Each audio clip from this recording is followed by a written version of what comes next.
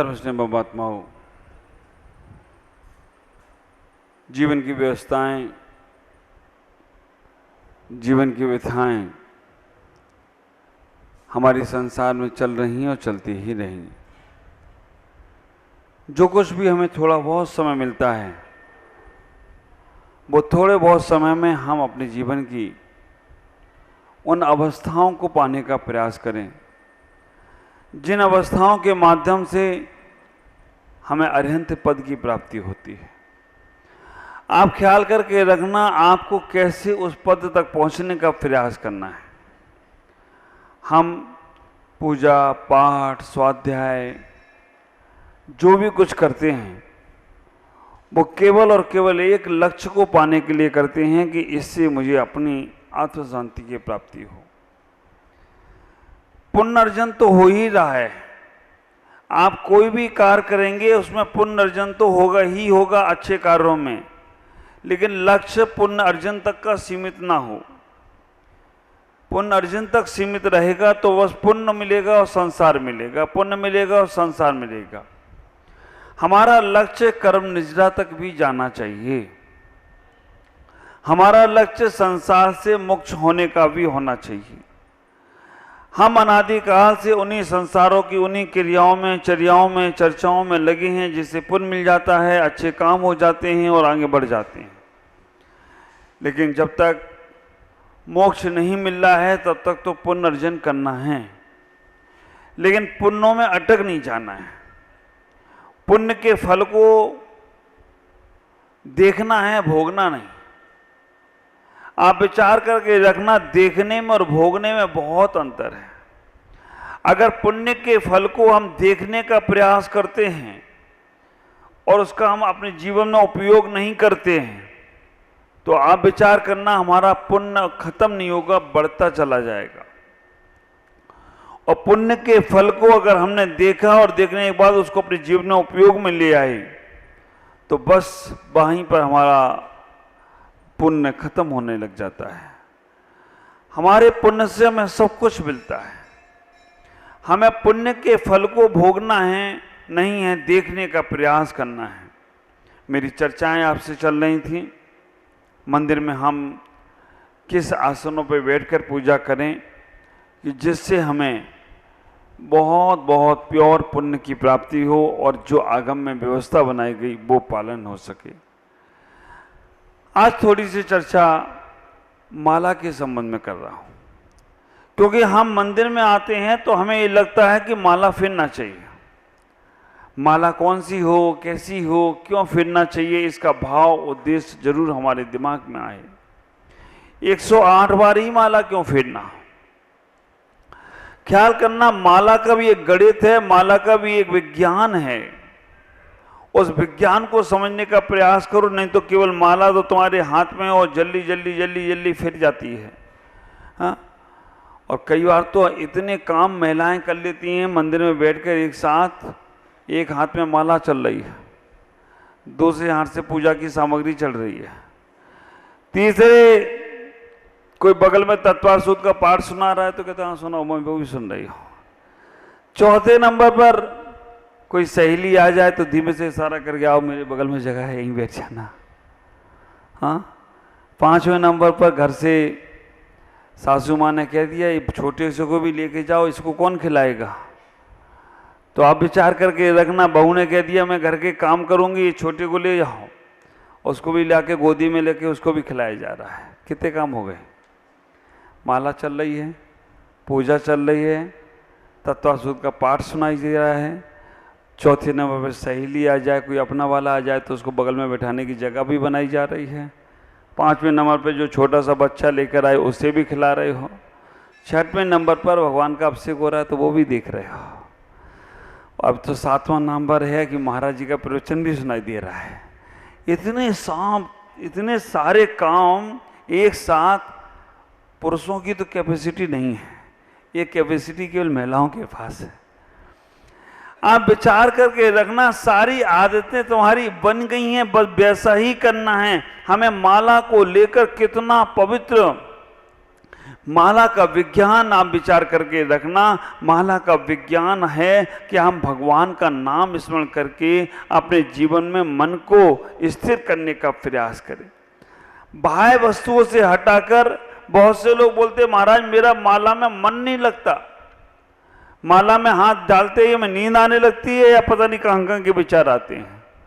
जिनको माला फेरना है और माला में नींद आती है उनको मैं बहुत सही तरीका बता रहा हूँ, नींद आ ही नहीं सकती। अगर आप माला फेरते समय नींद आ रही है तो आप खड़े होकर माला फेरो, नींद नहीं आएगी। खड़े होकर आप ध्यान करो, नींद नहीं आएगी। लेकिन अगर नहीं कर पा रहे हो, खड़े होकर ताकत नहीं है इतनी, तो महाराज बैठ के ही करना है, कोई बात नहीं। माला को ऐसे सामने रख लो, ऐसे बैठ जाओ, माला हाथ में नहीं पकड़ना, माला को सामने रख लो, एक एक दाने पे ध्यान दो। ये दाना का हो गया, अब दूसरा दाना, तीसरा दाना। मन कहाँ जाएगा? और मन कहीं गया तो दाना खिसक जाएगा, फिर बेटा आ जाओ लाइन पे। तो आप विचार करके रखना, माला फेरने का लक्ष्य है मन को बाह्य वस्तुओं से निकालकर हम भगवान के जाप में जाएं। माला फेरने का मतलब है कि हमें अपने उन परमात्मा का नाम स्मरण करना है। भगवान में जितनी ताकत नहीं है उससे ज्यादा उनके नाम में ताकत है। आप विचार करके रखना, भगवान में उतनी ताकत नहीं है, उनसे ज्यादा किस में ताकत है?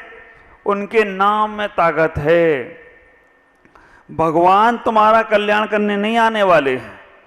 तुम जो नाम जाप कर रहे हो ना, आप विचार करके रखना, जो नाम स्मरण कर रहे हो परमात्मा का, उससे कल्याण होगा। तुम भगवान को देखते रहो और कुछ नाम नहीं जपो उनका, तो क्या होगा? देखता तो एक और भी आदमी है, जानवर भी देखता रहता है, कहीं कोई देखता रहता है। जब तक भगवान का नाम स्मरण नहीं होगा, नाम में बहुत ताकत है।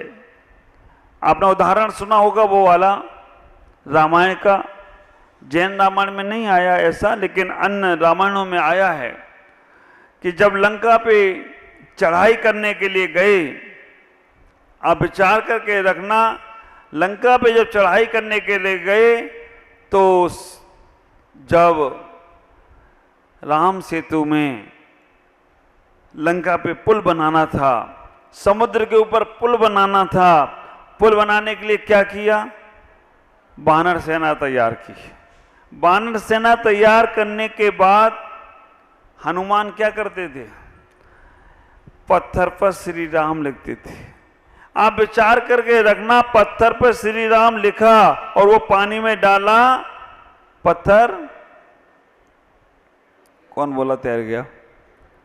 अभी कैसे तैर गया? जब मैं बोलूंगा तब तैरेगा। आप विचार करके रखना, पत्थर पे नाम लिख के डाला और जैसे ही पानी में डाला पत्थर तैरने लग गया। भगवान राम को जब मालूम पड़ा कि मेरे नाम में इतनी ताकत है, मेरा नाम लिखा जाता है पत्थर पे और पत्थर तैर जाता है, तो भगवान राम ने कहा मैं भी ट्राई करके देख लूं। उन्होंने कहा यार मेरे नाम में इतनी ताकत है तो मैं भी ट्राई करके देख लूं। और भगवान राम ने भी एक पत्थर पे लिखा श्री राम, और जैसे वो श्री राम पत्थर पे लिखा और वो पत्थर पानी में डाला तो लोगों को बड़ा एक्सपीरियंस है, पूरी कहानी याद है तुमको। तो आप विचार करके रखना, वो पत्थर पानी में डूब गया। हनुमान ने देख लिया, हनुमान ने कहा आज तो मजा आ गया, अब मैं तो सबको बताऊंगा कि भगवान श्री राम ने पत्थर पे नाम लिखा और पत्थर पानी में डाल गया तो पत्थर डूब गया। आप विचार करके रखना, हनुमान ने जब ऐसा शोर शराबा किया, क्योंकि कभी कभी कोई कौतूहली भी करते हैं, कभी कभी कोई मजाक भी बनाते हैं, कभी कभी भक्ति जिनके प्रति होती है उनका भी हम हंसी मजाक बना लेते हैं, है ना। स्कूल में पढ़ने वाले बच्चे होते हैं ना, कभी कभी टीचर कुछ ज़्यादा कुछ कर दे गड़बड़ तो टीचर की बड़ी मजाक बनाते हैं। अब एक टीचर होगा, उनका बेल्ट नहीं लगाई होगी, पैंट खिसकता होगा, बच्चों ने उनका नाम ही रख दिया खिसकी पैंट। अब आप विचार करके रखना, बच्चे कभी कभी मजाक बना लेते हैं, लेकिन ये नहीं सोचते हैं कि इससे कितना कर्म का आश्रय होगा। कई बार लोग मेरी मजाक बना लेते हैं कि महाराज जैसे बोलते कोई आश्चर्य की बात नहीं, तो वो भी लगाते हैं, आश्चर्य की बात नहीं है, लेकिन मजाक नहीं है, वो तो अच्छी बातों को आप उपयोग में लाने का प्रयास कर रहे हो। आप विचार करना, कभी कभी विश्वनाथ सागर जी महाराज की बातों को अपने दिमाग में लगा लेते हैं, जो है सो है। एक ने एक को चाटा मारा, उन्हें क्या किया, उन्हें जो है सो है। आप विचार करके रखना, गलत उपयोगों में मत लगाना, सही उपयोगों में लगाना। इतना ही विचार करके रखना, हनुमान जब मजाक बनाने लग गई, हनुमान जब चारों तरफ शोर शराबा करने लग गए कि भगवान ने पत्थर पे नाम लिखा, पत्थर में पानी में डूब गया, नल और नील वहीं थे। नल और नील ने इतना ही कहने का प्रयास किया कि हाँ सही कह रहे हनुमान, भगवान ने अपना नाम लिखा और पत्थर पानी में डूब गया, बिल्कुल सही है।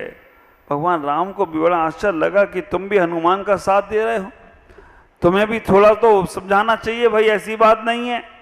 उन्होंने कहा भगवान वो सही कह रहे हैं, हनुमान जो कह रहे हैं बिल्कुल सही कह रहे हैं कि श्री राम ने जो पत्थर पे नाम लिखा वो डूब गया। कहने का तात्पर्य है जब तक भगवान के हाथ में वो पत्थर था तब तक तैर रहा था, और जैसे ही भगवान के हाथ से छूटा तो वो डूब जाए तो कोई आश्चर्य नहीं होगा।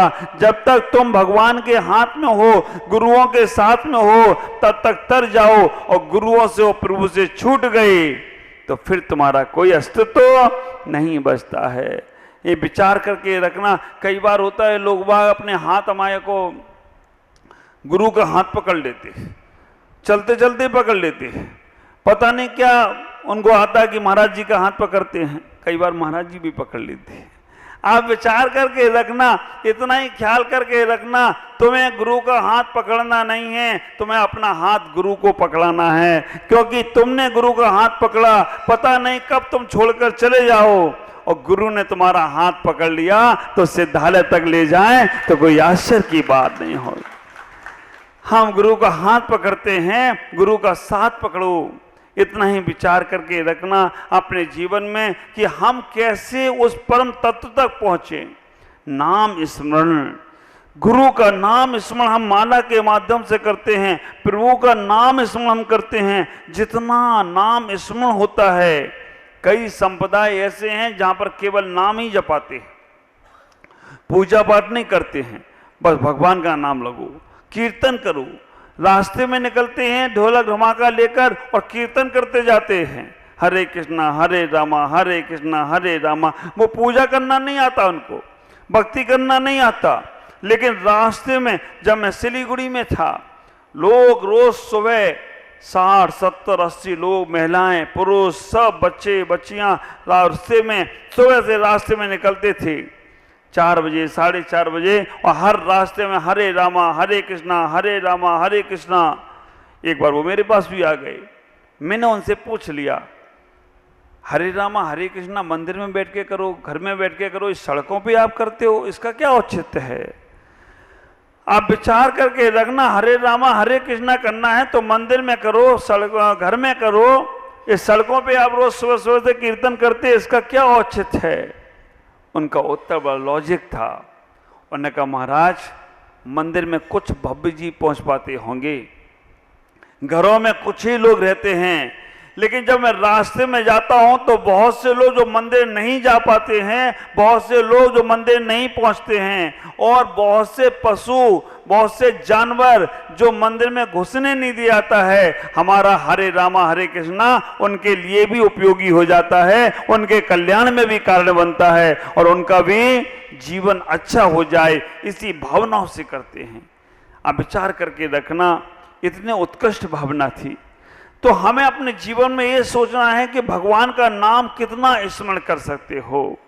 बैठ जाओ, भगवान के नाम के स्मरण के लिए माला का सहारा ले लो। अगर हम ध्यान में नहीं उतर पा रहे हैं, हमें ध्यान की गहराई नहीं आ पा रही है, तो कम से कम माला का सहारा ले लो। माला का सहारा लेकर हम उस परमात्मा का नाम स्मरण करने का प्रयास करें। इतना ही विचार करके रखना, जो तुम्हारे हाथ में माला है, मुझे तो अभी वर्तमान में ये आश्चर्य लगता है, आदमी का जितनी जल्दी उंगली मोबाइल पे चलती है ना, मोबाइल अगर आदमी के, पहले तो बटन वाला था, तो टच वाला है, बच्चे भी करते रहते हैं धीमे धीमे धीमे धीमे। आप विचार करके रखना, जितनी उंगलियां तुम्हारी मोबाइल पे फेरी जा रही हैं, चल रही हैं, उससे आधी भी अगर माला पे चली जाए ना तो तुम्हारा कल्याण हो जाए। मोबाइल पे उंगलियां बहुत जल्दी जल्दी फास्ट भागती हैं, लेकिन माला पे तुम्हारी उंगलियां नहीं चलती हैं। विचार करना, माला को जब आप जपना चाहें, माला कैसे आप जपेंगे? माला के ऊपर 3 जो गुरिया हैं, हम उनको सम्यक दर्शन, सम्यक ज्ञान, सम्यक चारित्र के रूप में जपते हैं। विचार करके रखना, सम्यक दर्शन, सम्यक ज्ञान, सम्यक चारित्र तीनों माथे पे लगाते हैं, क्योंकि सम्यक दर्शन मूल है, सम्यक ज्ञान को हमें देखना है और सम्यक चारित्र का हमें पालन करना है। उसके बाद जब भी आप जाप करते हैं तो आप माला को ये 5 उंगलियों, 4 उंगली और अंगूठे को समझना। इसको बोलते अंगूठा, अंगुष्ठ। इस उंगली को बोलते तर्जनी। ये बहुत खतरनाक है। किसी को गाली देना है तो इससे, और किसी को रास्ता दिखाना है तो इससे। ये गुरु की उंगली बोलते हैं। आप विचार करके रखना, अगर ये तर्जनी उंगली है, ये वाली उंगली मध्यमा उंगली बोलते हैं, ये वाली उंगली को अनामिका उंगली बोलते हैं, ये वाली उंगली को कनिष्ठा उंगली बोलते हैं। इन 4 उंगली और अंगूठे का माला फेरने का अलग अलग प्रभाव है।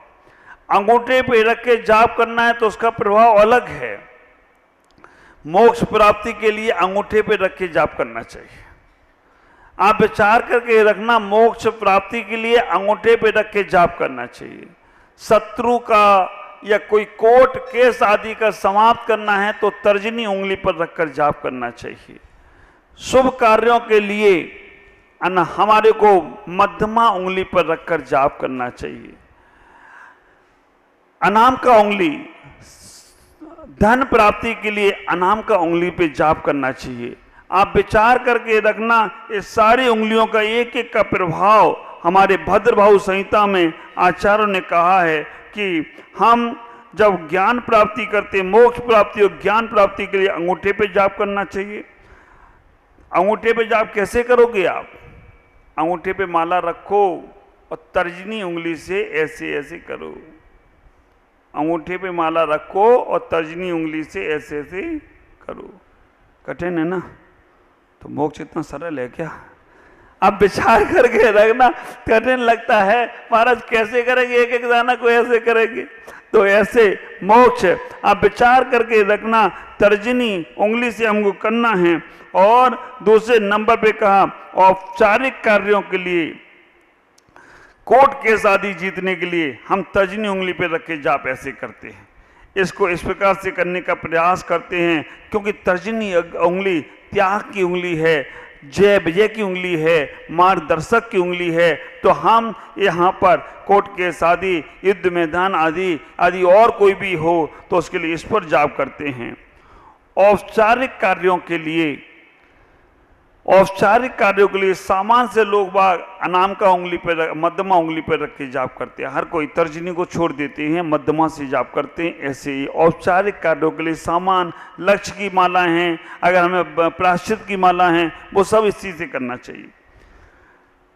धन संपत्ति के लिए, सुख के लिए, धन के लिए, सुख के लिए मध्यमा अनामिका उंगली, अनामिका उंगली ये है, इस पे रख के जाप करना चाहिए। और सब कार्यों की सिद्धि के लिए कनिष्ठा उंगली पर जाप करना चाहिए। हमें कोई सिद्धि करना है, कोई मंत्र की सिद्धि करना है, हमें इस कनिष्ठा उंगली पे रख के जाप करते रहना चाहिए। आप विचार करके रखना, 5 उंगलियों का प्रभाव, अंगूठा, तर्जनी, मध्यमा, अनामिका, कनिष्ठा। अंगूठे पे मोक्ष के लिए, ज्ञान प्राप्ति के लिए अंगूठे पे, वाद विवाद को समाप्त करने के लिए तर्जनी पे, सामान सी जापें, प्रायश्चित आदि की जापें हैं अनामिका मध्यमा से, सुख संपत्ति धन प्राप्ति के लिए अनामिका से, और सर्व का की सिद्धि के लिए कनिष्ठा से जाप करना चाहिए। अब आप विचार करके रखना, ये जापों का प्रभाव जब बताया तो कहा कि लोग हाथ से जाप करते हैं। हाथ से भी जाप करने के लिए हमारा सबसे पहले यहाँ पर 2 प्रकार से कर सकते हैं। बहुत से लोग तर्जनी उंगली को सही नहीं मानते हैं, तो इसको छोड़ देते हैं तो वो मध्यमा से अनामिका से शुरू करते हैं। अनामिका के बीच के गुरिये पर पहला मंत्र पढ़ते हैं, दूसरा यहाँ पर, तीसरा, चौथा, पांचवा, छठवां, सातवां, आठवां, नौवां और इधर एक, ये 9, इधर 1, इधर 12 हो जाएंगे तो 12 नमा 108। बहुत से लोग अनामिका को भी, तर्जनी को भी लेते हैं तो वो मध्यमा उंगली से शुरू करते हैं और ऐसा करने से ओम बनता है, ऐसी भी तुम्हारी धारणा है। आप विचार करके रखना, धारणा नहीं ये सही है। तो हमें इस प्रकार से हाथों से जाप करना है तो हाथों से भी कर सकते हैं। हम जब जाप माला फेरते हैं माला से, आप विचार करके रखना, माला नाभि से ऊपर रहे, माला पैरों में नहीं जाना चाहिए, नाभि से ऊपर रहे। माला फेरते समय हम जब एक एक मंत्र का जाप कर रहे हैं, एक एक मंत्र का जाप कर रहे हैं, माला बीच के दाने पर रहना चाहिए। यहाँ पर अगर आप माला पकड़ते हैं, सबसे आगे ऐसे से पकड़ के करते, वो माला अशुद्ध है, वो नहीं, आपकी वो जाप में नहीं आएगी, वो माला का दोष है। माला के दोष हैं, मंत्र के दोष हैं, स्वाध्याय के दोष हैं, तो ऐसे करके माला नहीं करना चाहिए, ये माला फेरने का दोष है। हमारे पहले गुरिये पे भी माला नहीं आना चाहिए, लास्ट के गुरिये पे भी माला नहीं आना चाहिए, बीच का जो गुरिया है उस पे ही हमारी जाप रहना चाहिए।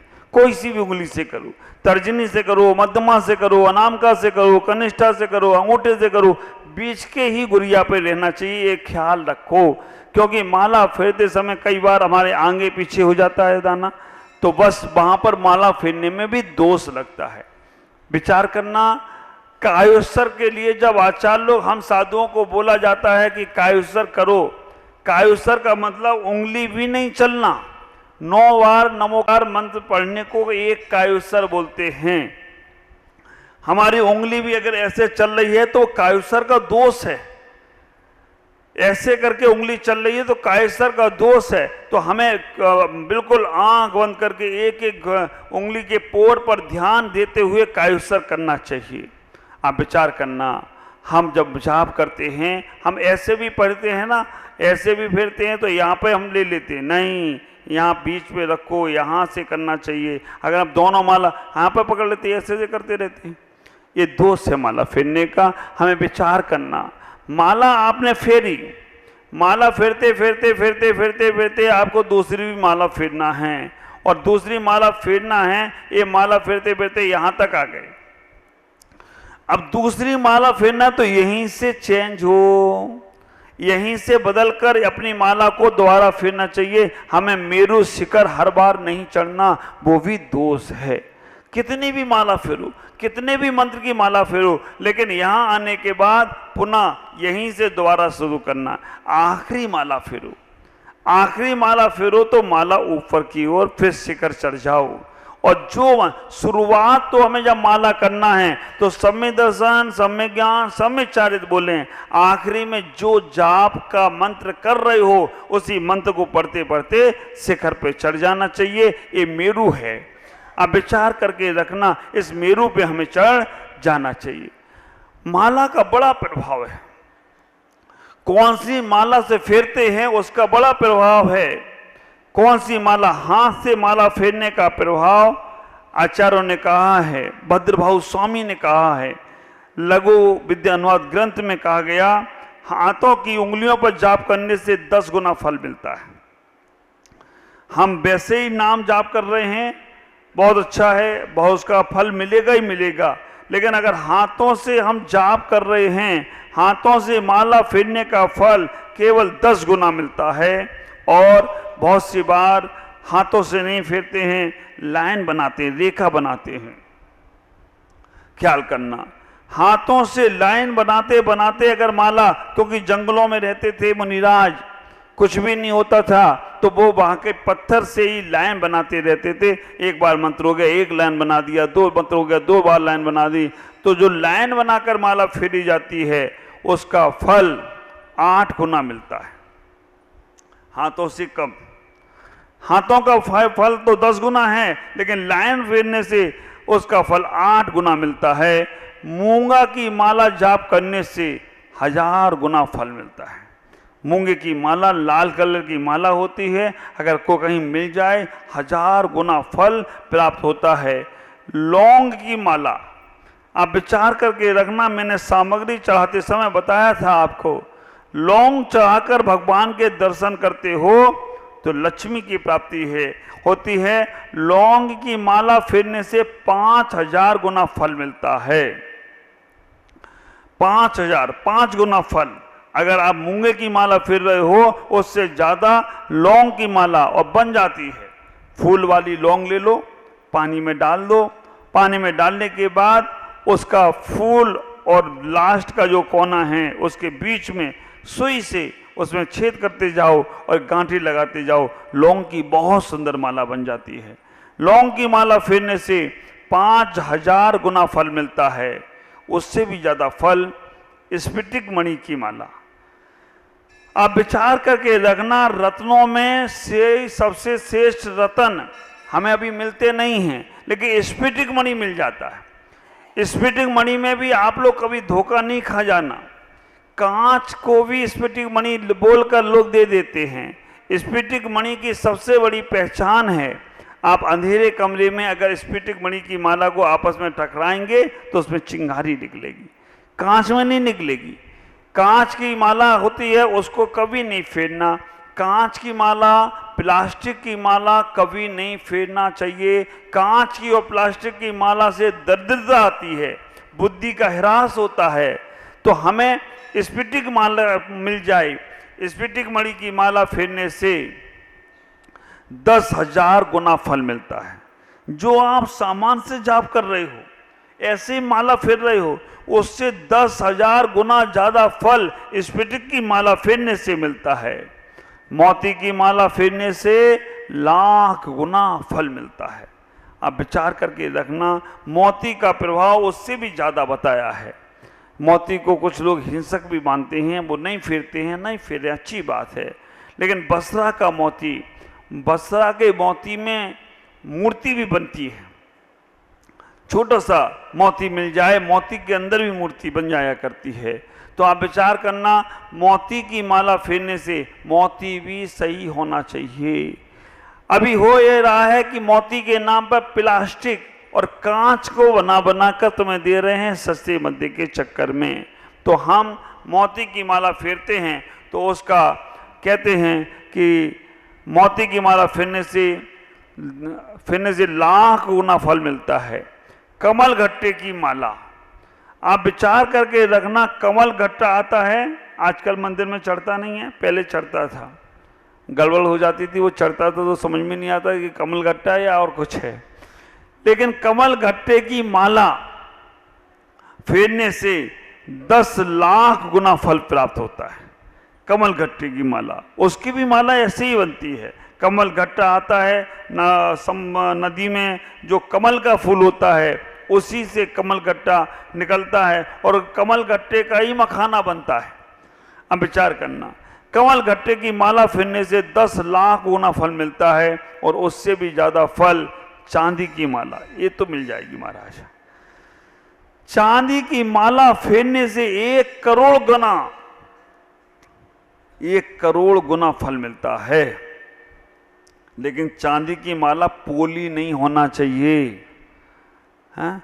अब इतनी ऐसी चांदी, और चांदी की माला में भी नकली आने लग गई। नकली में क्या करते हैं, वो चांदी का पतरा लगा देते हैं ऊपर से और फेरते फेरते मालूम पड़ा कि रंग का माला कलर बदल गई। क्या हुआ? चमत्कार महाराज, चांदी की माला सोने की हो गई है, कलर बदल गई है। ख्याल करके रखना, पोला माला नहीं हो, ठोस होना चाहिए। ठोस दाना आपको मालूम पड़ेगा, कंठी की माला जिसे बोलते हैं। तो चांदी की माला आजकल बाजारों में मिल जाती हैं 100, 200, 500, 1000 रुपए में, लेकिन वो सब पोला होती हैं। ठोस बोलो उससे कि महाराज हमें ठोस चाहिए दाना, भले छोटा दाना बनवाओ। ठोस माला का प्रभाव ठोस पड़ेगा और पोला माला का प्रभाव पोला। हमारे भगवान कभी पोले में नहीं बैठते हैं, ठोस में बैठते हैं। तो हमें जाप भी हमें ठोस दाने की करना चाहिए। चांदी की माला के बाद और आगे बढ़ते हैं, हीरा, पन्ना, पुखराज, माणिक आदि रत्नों की माला फेरने से 10 करोड़ गुना फल प्राप्त होता है। और सबसे ज़्यादा फल आप विचार करके रखना, सबसे ज़्यादा फल सोने की माला का रहता है, अनंत अनंत गुना। और ये मैंने प्रैक्टिकल करके देखा है। जब कभी भी कोई बड़ा काम हो, आप उस काम के लिए जा रहे हो तो सोने की माला फेर कर गले में डालकर चले जाओ, आपका काम बिल्कुल होगा, निश्चित ही होगा। लेकिन वो भी शर्त है कि वो माला भी पोला नहीं होना चाहिए, लाख की भरी नहीं होना चाहिए। सोने की माला भी ठोस होना चाहिए, वजन भले ही 20 ग्राम की जगह 50 ग्राम हो, लेकिन वो माला भी ठोस होना चाहिए। सोने की माला फेरने से लाख गुना, अनंत गुना फल हमें प्राप्त होता है। आचार्यों ने सबके बाद एक बात और लिख दी है, सारी मालाओं का फल कब प्राप्त होगा?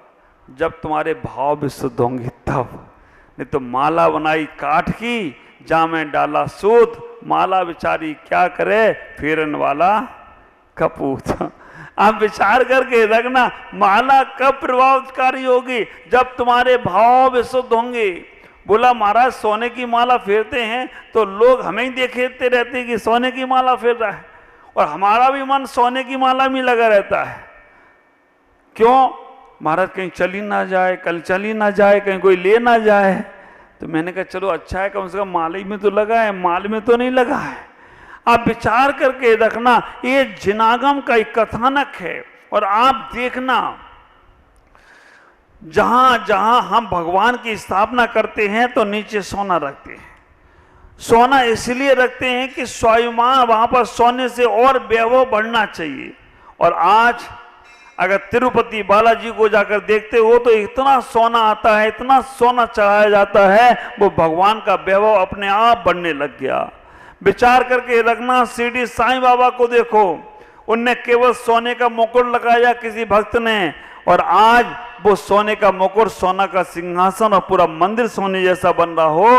तो आप विचार करना, बेलूर में जाओ, गोल्डन टेम्पल है, पूरा मंदिर 2000 किलो सोने का बना है।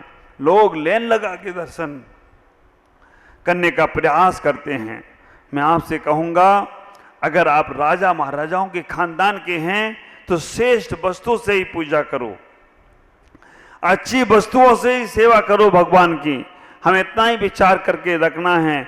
हमारे मंदिरों में आजकल बोल नहीं सकते हैं, लेकिन हमारे मंदिरों में श्रेष्ठ धातु की मूर्तियां जरूर होना चाहिए, सुरक्षा के साथ होना चाहिए। हमारी सुरक्षा के साथ हम उनको रखें और व्यवस्थित बनाएं। उनके दर्शन से बहुत बहुत पुण्य की प्राप्ति होती है। आप विचार करना, हम इन मालाओं को अगर अपने जीवन में, बहुत सारे जीवन हैं, एक जेवर हटा के सोने की माला अगर हर कोई व्यक्ति बना सके तो जरूर बनाए। नहीं तो चांदी की माला तो जरूर आप फेरने का प्रयास करो। धागे आदि की मालाएं तो भी जरूरी है, हम जैसे साधुओं के लिए वो भी जरूरी है। लेकिन आप विचार करना, आपके पास तो सब संपन्नता है, आप कर सकते हो, और माला फेरने का प्रयास करो। माला फेर कर हम गले में भी डाल सकते हैं। माला को कौन से समय पे करना चाहिए, कैसे समय पे करना चाहिए, और किस कार्य की सिद्धि के लिए कौन सी माला फेरना चाहिए, मैं आपसे इतना ही कहना चाहूँगा। मन को पवित्र करें, मन को विशुद्ध करें, मन को अच्छा भाव बनाएं, मन के परिणाम अच्छे रखें, तो वो माला तुम्हारी, और गुरु नाम प्रभु नाम जपने से उतना पुण्य का अर्जन होता है। जब हम सामान से किसी व्यक्ति से मिलते हैं और वो व्यक्ति से कभी किसी बड़े आदमी का नाम ले लेते हैं, तो हमारा रिस्पेक्ट बढ़ जाता है, हमारा आदर बढ़ जाता है। आप विचार करके रखना, आप रास्ते से जा रहे हो, कोई गलत प्रवृत्ति का व्यक्ति मिल भी जाए और हमने उसके सामने कोई अच्छा एसपी, कलेक्टर, डीएसपी या नेता का नाम ले लिया, तो सामने वाला हॉपलेस हो जाता है, सामने वाला कमजोर पड़ जाता है, सामने वाला सोचता है इसका संपर्क बड़े आदमियों से है, तो वो अपना गड़बड़ मामला छोड़ देता है। आप विचार करके रखना, गुंडा आदमी मिल जाए तो उसे पुलिस का नाम मालूम पड़ जाए तो वो गुंडा आदमी गुंडगाई छोड़ देता है। पुलिस वाले को अपने बड़े ऑफिसर का नाम मालूम पड़ जाए कि भाई इनसे उनका संबंध है, तो वो भी छोड़ देता है। और बड़े ऑफिसरों को अगर नेताओं का नाम मालूम पड़ जाए तो वो अपने ऑफिसर भी अपने गलत कारनामे को छोड़ने का प्रयास करते हैं। विचार करना, तो जब तुम्हारा संपर्क भगवान के नाम से हो जाएगा और आपने भगवान का नाम, जब कभी कोई गलत कार्य हो रहा है, संकट आ रहा है, कोई कर्म तुम्हें परेशान कर रहा है और आपने भगवान का नाम लेना शुरू किया तो वो कर्म भागने लग जाए तो कोई आश्चर्य की बात नहीं होगी। सामान्य सा उदाहरण मैं इसलिए देता हूं कि वो जल्दी तुम्हारे दिमाग में बैठ जाए। तो आप इतना ही विचार करना, कभी भी कोई भी कितना भी संकट आए, हमें भगवान के नाम का स्मरण छोड़ना नहीं। हमें इतना ही विचार करके रखना, जब भी हमें खाली समय मिलता है हम भगवान के नाम का स्मरण जरूर करें, हम उन परमात्मा के नाम का स्मरण जरूर करें, माला को व्यवस्थित रूप से करने का प्रयास करें, हम अपने जीवन में उस पुण्य को अर्जन जरूर करने का प्रयास करें। लेकिन ऐसा नहीं करना एक हाथ में माला और एक हाथ में माल, है ना। कई बार ऐसा होता है कि आप मंदिर में बैठ जाएं तो ऐसे ऐसे हिसाब ऐसे करते रहते हैं, लोग सोचते हैं कि जाप भी चल रही है, तुम्हारा हिसाब भी बन रहा है। नहीं, हमें अपने जीवन में उस माला के माध्यम से पुण्य को अर्जन करना है और उस पुण्य को बढ़ाने का प्रयास करना है, तभी तुम्हारा जीवन सार्थक होता चला जाएगा। मैं आज आपसे इतना ही कहूँगा। शेष चर्चा माला के संबंध में और भी है। क्यों? रात्रि के समय जाप करने से, सुबह जाप करने से 100 गुना फल मिलता है, शाम को जाप करने से 1000 गुना फल मिलता है, लेकिन अर्धरात्रि को जाप करने से लाख लाख गुना फल प्राप्त होता है। सुबह प्रातःकाल जाप करने से 100 गुना फल मिलेगा। सुबह का समय तो ध्यान का समय है, सुबह के समय ध्यान करने का प्रयास करो। शाम के समय जाप करने से 1000 गुना फल मिलता है, लेकिन अर्धरात्रि के समय सभी देवी देवताओं का जागरण का समय होता है। अर्धरात्रि के समय जाप करने से लाख लाख गुना फल हमें प्राप्त होता है। ये सब आप बात अपने दिमाग में रखें, जिससे आपके जीवन में और पुण्य की प्राप्ति होती चली जाए। आज इतना ही। ओम नमः जय गुरुदेव।